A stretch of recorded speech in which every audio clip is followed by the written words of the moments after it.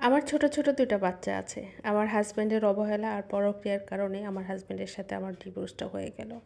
আমার ছোট, ছোট ২ টা বাচ্চা ১ বছরের এই মাথায় ওই মাথায় ২ টা বাচ্চা হওয়াতে এবং ২ টাই সিজারে হওয়াতে আমি শারীরিকভাবে অনেকটাই দুর্বল হয়ে পড়ি এবং বাচ্চাদের জন্য আমাকে রাত জাগতে হয়।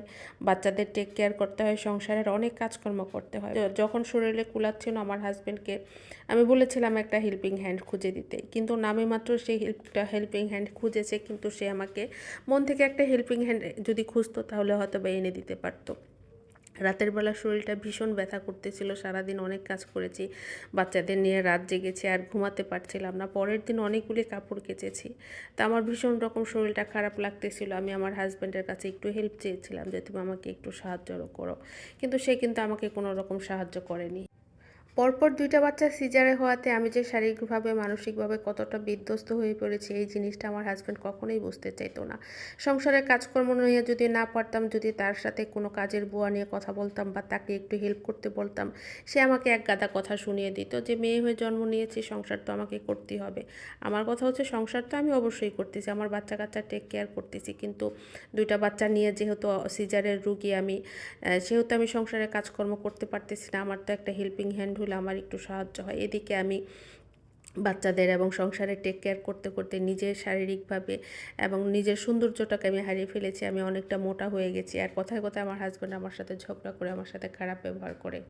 আর মাঝখানে একটা কথা বলে নিই, তার কিন্তু অর্থনৈতিক অবস্থা যথেষ্ট ভালো, ৫ তলা বাড়ি আছে, তার ব্যবসা আছে, কিন্তু সে যখন তার মা এবং বোনের জন্য টাকা পয়সা খরচা করে তাতে তার কোনো সমস্যা হয় না। যখনই আমি আমার প্রয়োজনের কোনো জিনিস চাই বা আমার কোনো শখের জিনিস চাই, সে শখ বা প্রয়োজন কোনোটারই সে আমার প্রাধান্য দেয় না, গুরুত্ব দেয় না, আমার কোনো জিনিস কিনতে সে পছন্দ করে না।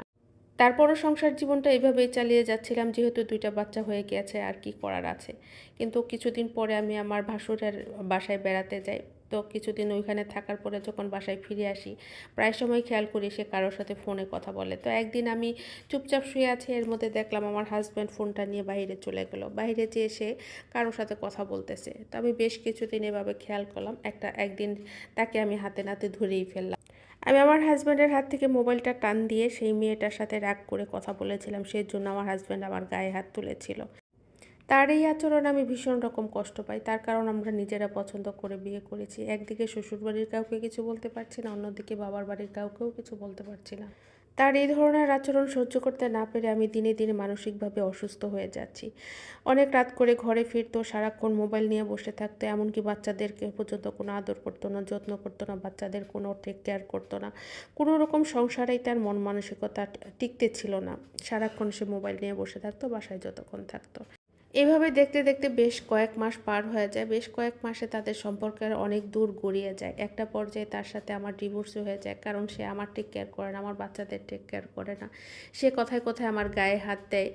আর এটা আমি একদমই মেনে নিতে পারছিলাম না। হয়তো বা আমার বাবা মার কাছে আমি ফিরে আসি ঠিকই, কিন্তু আমার বাবা মাও খুব স্বাভাবিকভাবেই আমাকে অ্যাকসেপ্ট করে, কারণ তারা দেখতেছিল যে মানসিকভাবে শারীরিকভাবে আমি সম্পূর্ণই বিধ্বস্ত। আর এই পরিস্থিতিতে আমাকে ওইখানে থাকলে আমার বাচ্চাদের সহকারে হয়তো বা আমাকে সুইসাইড করতে হবে। আর বেঁচে থাকার জন্যই, আমার সন্তানদের জন্যই আমাকে বেঁচে থাকতে হবে। তাই আমি অবশেষে শেষ পর্যন্ত আমি আমার বাবার বাড়ি চলে আসি। আর এই ডিসিশনটা নিয়েছি আমি শুধুমাত্র আমার সন্তানদের জন্য, কারণ ওই পরিবেশে থেকে আমি আমার সন্তানদের মানুষ করতে পারবো না। হয়তো আমার কষ্ট হবে আমার হাজব্যান্ডকে ছাড়া, কিন্তু তারপরও আমাকে বাঁচতে হবে আমার সন্তানদের জন্য। আর এটা এক আপুর জীবনের গল্প। ভালো থাকবেন, সুস্থ থাকবেন।